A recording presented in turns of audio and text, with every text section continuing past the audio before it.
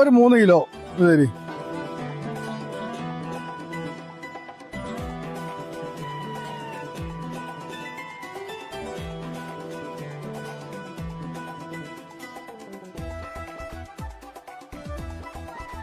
$3 kilo 100 റുപ്യ വണ്ടിക്കാർ വിൽക്കണ്ടല്ലോ പയോ ആ കാർന്ന് വാങ്ങിയാ പോരേനോ?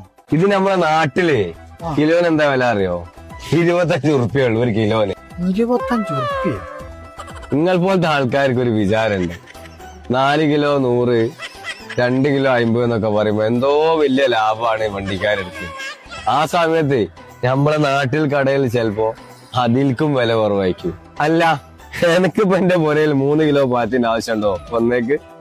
ഞാനീ വില കുറഞ്ഞ കണ്ടപ്പോ 3 കിലോ 100 കണ്ടപ്പോ ഞാനത് വാങ്ങി. ഇപ്പൊ വണ്ടിക്കാരോട് എനിക്കൊരു 3 കിലോ തരി 100 റുപ്യക്ക് പൈസ നാളെ തരാന്ന് പറഞ്ഞാല് എനിക്കൊരു സാധനം തരുമോ? അതിപ്പോ അങ്ങനെ അവർക്ക് പരിചയം. എനിക്കൊരു കാര്യം അറിയോ? ആ കൊറോണ സമയത്ത് 2 കൊല്ലാണ് ഞാൻ പണിയില്ലാണ്ട് നടന്നത്. ആ സമയം മുഴുവനും എന്റെ പുരയിലേക്കുള്ള ഫുള്ള് സാധനം നമ്മളെ നാട്ടിലെ കടക്കാരൻ എനിക്ക് കടന്നു തന്നത്. ഞാൻ പിന്നെ പണിയൊക്കെ ആയി കഴിഞ്ഞതിന് ശേഷമാണ് ആ പൈസ ഞാൻ തിരിച്ചു കൊടുത്തത്. അപ്പൊ നമ്മളൊരു കാര്യം മനസ്സിലാക്കേണ്ടിയുണ്ട്.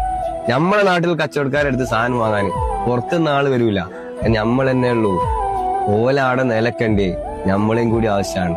അപ്പൊ നമ്മളെ കച്ചവടക്കാരെ തളർത്തല്ല വേണ്ടി, നമ്മൾ പോലെ വളർത്തണം, വാനോളം. അതാ നമ്മൾ ചെയ്യേണ്ടി.